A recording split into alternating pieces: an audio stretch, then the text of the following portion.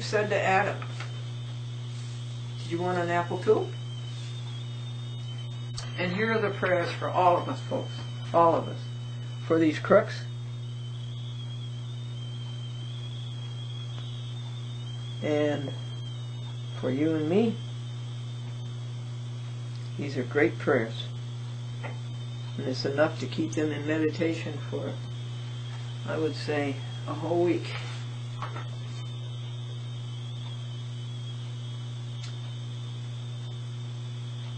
When the thief was on the cross next to Christ, and he says, we receive the due reward of our deeds. They will.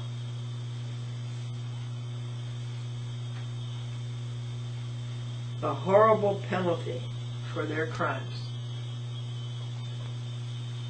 You can believe it, folks. And then that happiness lesson about 1, give something away, 2, do a kindness, and 3, give thanks always, and 4, work with vim and vigor, up through 10. 2 very nice prayers. Oh, by the way, Glendora made law again. She made law when she enforced Title 47, the United States Code, Section 531E, that no cable operator shall exercise editorial control over public access. That was the law, and Glendora made it in the books. Also, that Glendora had a private right of action. She didn't have to go to the FCC to seek relief against Cablevision and Charles Dolan and all of his splits. She didn't have to go to the New York State Commission on Cable TV. Back then it was, now it's a Public Service Commission. She made law then that she could go directly to court. She had a private right of action. Anyway, Glendora makes law again.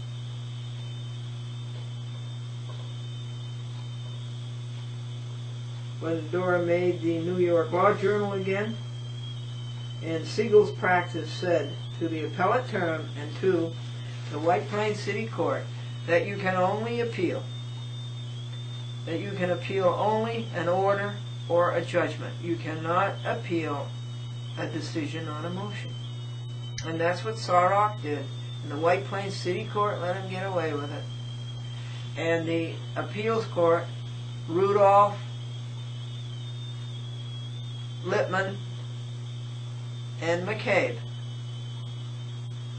covered over that one. Tried to anyway. But Siegel's practice caught it and said, no, you can't do that. So Glendora was right about that and made law again.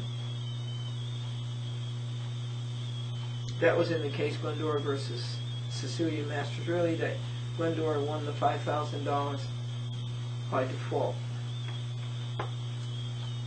Now this is another count of ignorant lawyering by Walter A. Sarok and by law firm Liar for Hire, Sadley, Stevens, Burke, and Burke.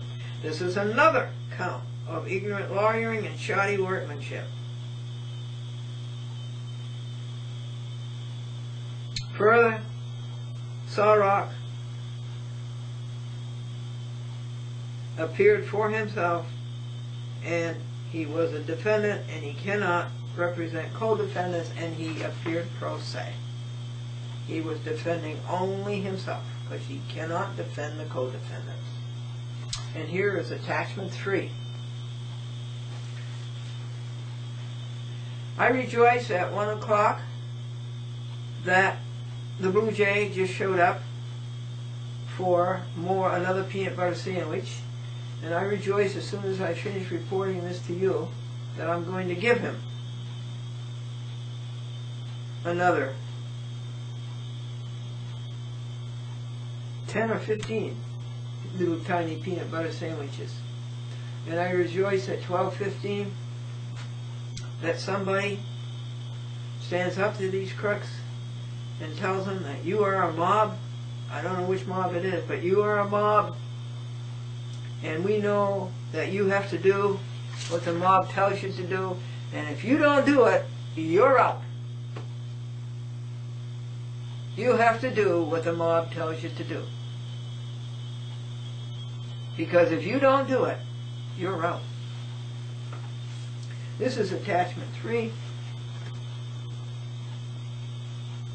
See, Sarok is wearing out my copy machine. This is the second copy machine he's worn out. Glendora's excoriation of Hansberry's ignorant and shoddy decision and order of February the 7th. That's just about a month ago. Today's February 4th.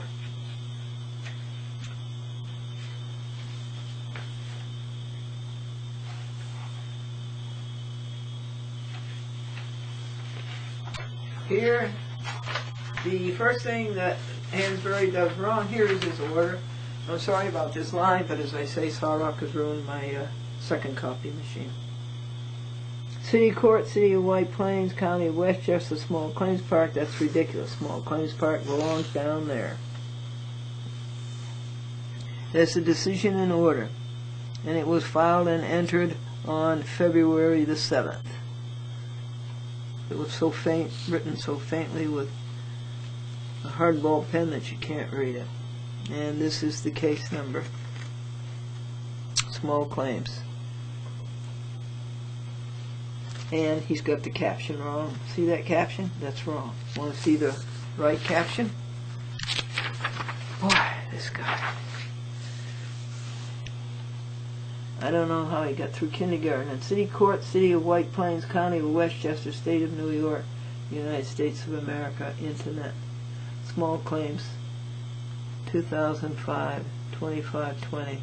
Here is the caption. Glendora plaintiff versus Sadly, Stevens, Burke and Burke, and Walter F. Sarok, and Cecilia Masterilli, in care of Cecilia Masterilli, at 1053 Park Street, Peekskill, New York, 10566.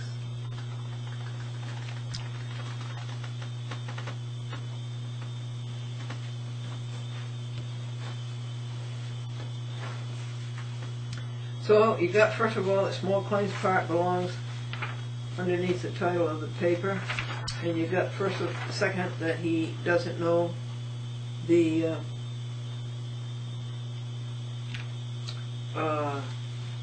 caption. He's caption captious, and the filed and entered order is altogether too faint to be read.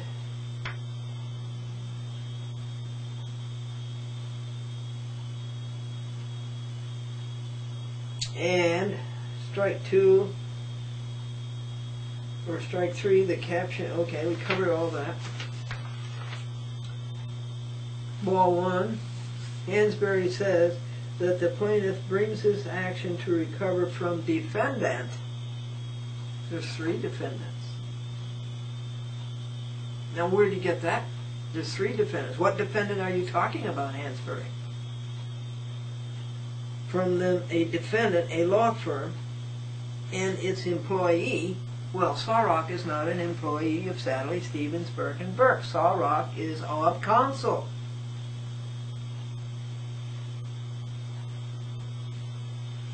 And then where is Cecilia Masterilli, the 3rd defendant?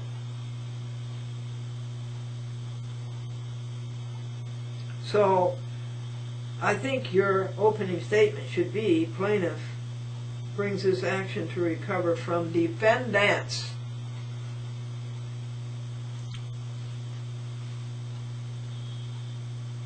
We don't know about Sarok because he would never produce proof that he was representing Sadly, Stevens, Burke and Burke, and that he was representing Cecilia. But either way, a defendant cannot represent a co-defendant. And Hansberry countenanced all this. No proof of representation, Carmody weight. Sarok damaged Glendora with 96 counts, all tabulated in her post-trial affidavit, all indelibly encased in the record, in the file jacket. Ball 3, Hansberry fumbled and dropped Masterilli. Ball 4, Damages for alleged ignorance and shoddy workmanship, Hansberry says. Glendora says it is not alleged, it is adduced. If Hansberry would ever do his public policy mandate and read the record, he would write more accurately. These 96 counts of ignorant lawyering and shoddy workmanship happen in his own court, but Hansberry fails always to do his homework. He is never familiar with the facts and circumstances and cannot be believed. You cannot be believed, Hansberry. 4 balls put Hansberry out of the game, and he has already struck out. Now here are some more foul balls. Misrepresentation number 12 by Hansberry. He says the defendant is a law firm that had previously represented a defendant in an action that was unsuccessfully brought by the plaintiff. Well, the action was successfully brought by the plaintiff. The action was Glendora versus Cecilia Masterilli et al. And the caption proves that it is successful infra.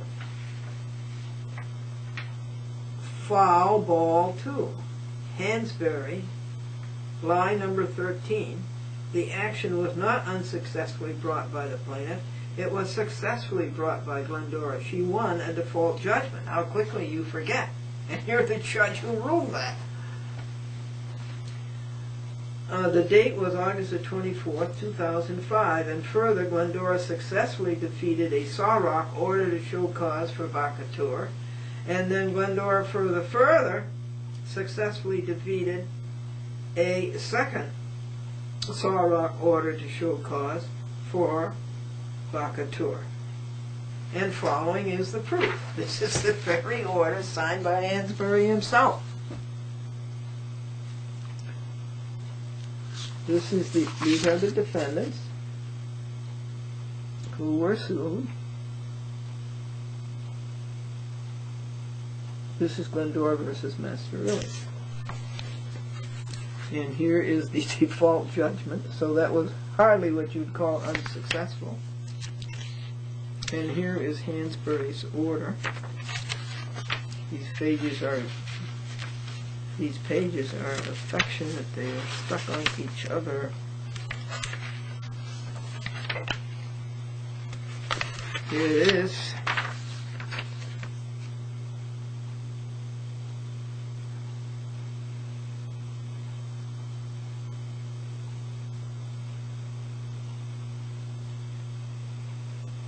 That the motion to vacate is dismissed.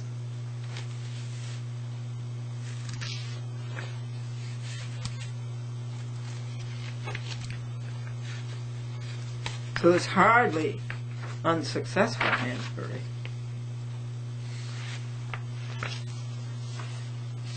And here is another order in here somewhere. Oh, well, it mentions down here that it was brought on October 26th, the first order to show cause, and Glendora was successful on that, and then here is the other one that I showed you. And Glendora is successful on this one. So you lie, Hansberry. Now, and not only do you lie and cheat, but you commit fraud. And just for the record, I want, for your sake, folks, for you to know what fraud is. Fraud is an intentional perversion of truth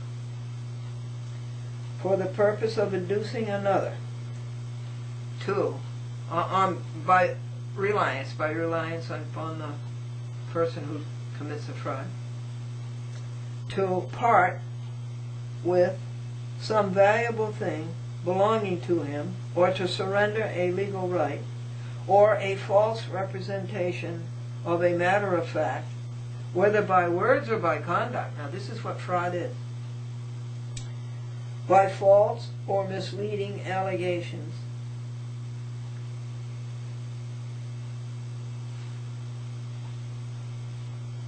of an or by concealment of that which should have been disclosed, which deceives and is intended to deceive another, so that he shall act upon it to his legal injury. Watch out for that. So, Hansberry, this is the fraud that you committed. This is not Glendora's case that Hansberry is talking about.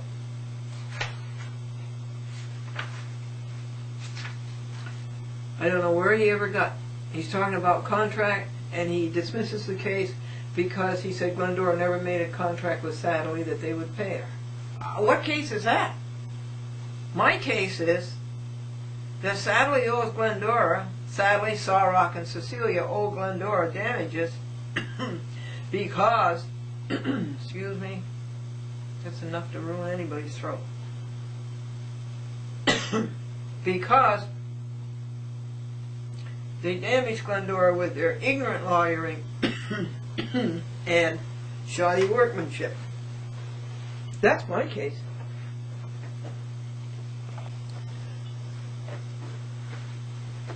This is my purified water.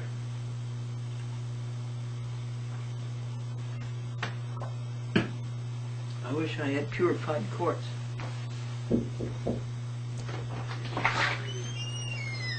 Hi, Vesta. Hi, Ian. How are you? Good. Have a seat. I'll be right with you.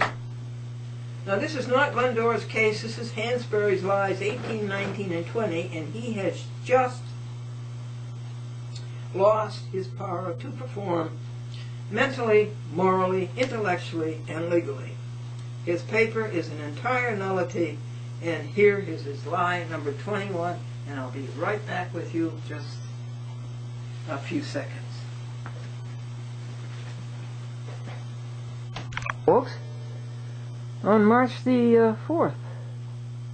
That's nice, isn't it? So, and it's also quite pleasant to have company. And he's a pleasant person and a good neighbor. So let me line up this chair for the graphics. So the graphics will be right.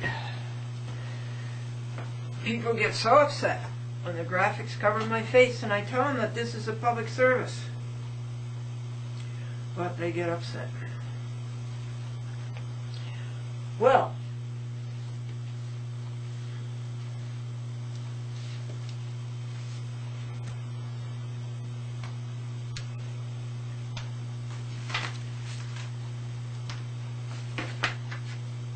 okay, here is Hansberry's lie number 21. He says, furthermore, plaintiff has failed to prove any damages. Oh, how bad can you get? I proved damages beyond dispute. And you, Hansberry, you just didn't do your homework and read it. And you, Hansberry, didn't even get out the ad hominem from the exhibits that I gave you and gave to Jasper. And then Hansberry says, despite her testimony that her rate of pay is $300 per hour. Well, that just galls him. Because he's a lawyer. Maybe he only charges $250 an hour. I don't think he's worth $5 an hour. Now, this is another Hansberry non sequitur. You know, he just throws it in. It's not based on anything that's been previously stated. So this is another Hansberry non sequitur, and Glendora copiously proved $300 per hour. And then he says, complaint dismissed. It's less than one full page, folks. What a travesty. So Glendora's, and he says complaint dismissed, and Glendora says grounds. On what grounds is it dismissed? No grounds have been stated. Nothing he writes pertains to Glendora versus Satterley. I don't know what case he's thinking of, but it's not mine. Hansberry writes an incomplete sentence. Automatically he gets an F in English composition and in legal composition. And here's his second page.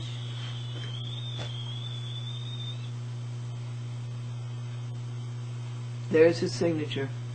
Now here is proof of a twisted signature, twisted thinking, and a twisted paper. It is one of the most pathetic papers to cross Glendora's desk yet.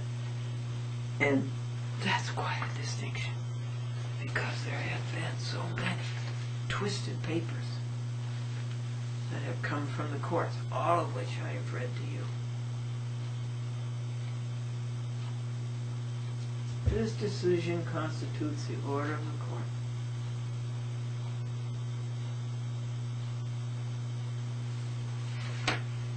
It's a call, folks. Don't be depressed. It's a call. It's something that we can be ecstatic about, because they didn't get away with it. We told you about it.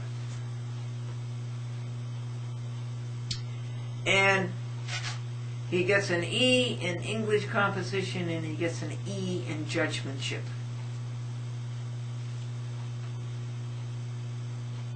And can you believe this lie? The foregoing represents substantial justice between the parties.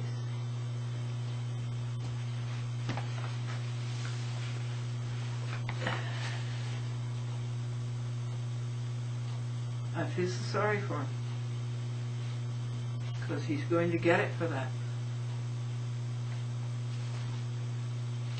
Like the thief on the cross,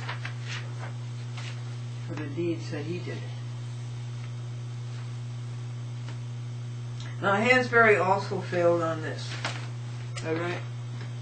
This is Glendora versus Cablevision, and Charles Dillon, and all his gang of hoods.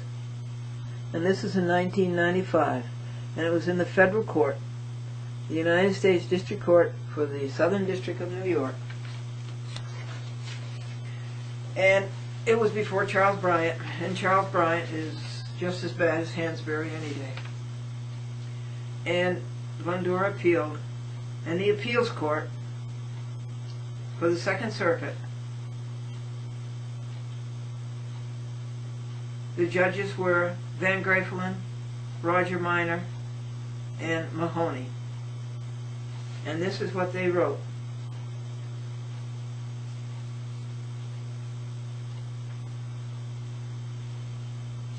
In view of the well-settled rule, particularly applicable in pro se cases, civil rights cases, that a complaint should not be dismissed unless it appears beyond doubt that the plaintiff can prove no set of facts in support of her claim which would entitle her to relief. Brannon versus Clark.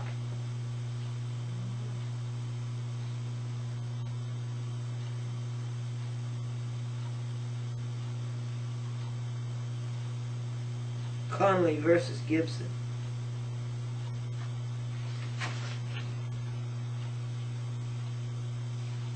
Well, he failed on that also.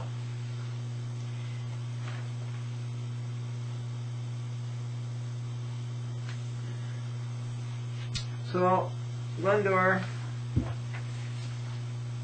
is serving this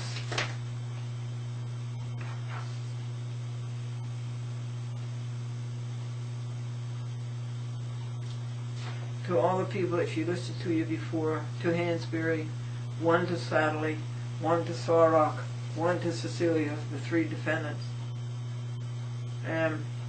One to the Commission on Judicial Conduct, to which I said March the 2nd, 2007, Anno Domini, the New York State Commission on Judicial Conduct. From Glendora, Box 124, Ghent, New York, 12075, 914-949-9495. Glendora says herein is a complaint as to Brian Hansberry, City Court, City of White Plains. Glendora speculates that this will go over your head, as her other 20 complaints have gone over your head.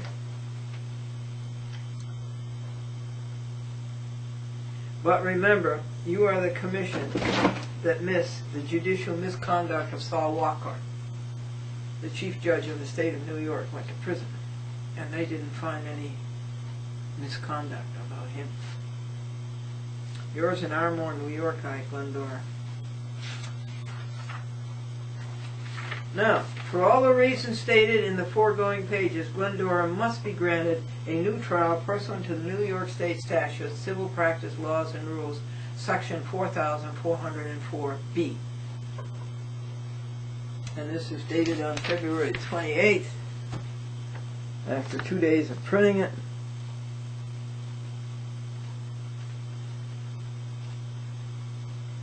Anno Domini, County of Columbia, and Glendora, who keeps truth forever.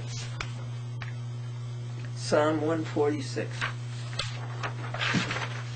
And it goes with Bob Hope.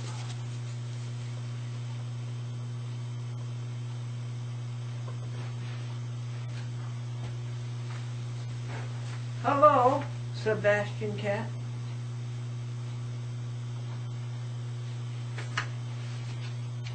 Well, that's it. 176 pages. Glendora versus Sadley, Stevens, Burke and Burke, Walter A. Sawrock, and Cecilia Masterilli for ignorant lawyering and shoddy workmanship.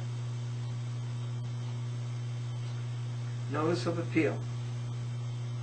With attachment 1, what happened at the trial, January 24th, 07. Attachment 2, Glendora's notice of motion, and an affirmation in support for a new trial. And attachment 3, excoriation of Hansberry's pitiful 1 page. Okay, let's all take a break right now. It's 2:15 p.m.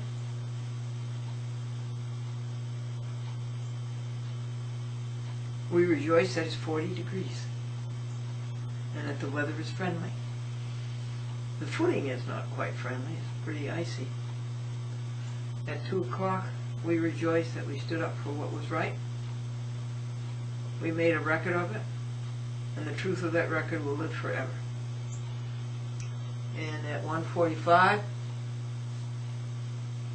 we rejoice that we are together, and that we are in touch by telephone, and we rejoice that right always wins in the end. You know, bad things happen to people when they get sued. They may think, oh well, I got out of this in court and everything. They never really win, it's just a cheat. So they say, oh well, I got, but after the court, come here, sweetie. Come here. I think he has a little trouble with coordination. Oh well, I won this in court. They really didn't win. It was a cheat. But after court and outside of court and beyond court, bad things happen to them. And so 1:30, what do we rejoice about? That we have the daily bread, and we have our devotional. And he just scattered money all over the floor. And then at 1:15, we rejoice at what? How far television has come since I started out in it in the year 1952. How far it has come. That was 55 years ago, wasn't it? And at 1 o'clock, what do we rejoice about? The full moon last night. The beautiful earth. And the sun shining on the moon. Do you want to come over and show the people how nice you are? Yeah, what a nice kitty you are. Come on, don't be afraid. Don't be afraid. Don't be afraid. Yeah, nobody's gonna hurt you.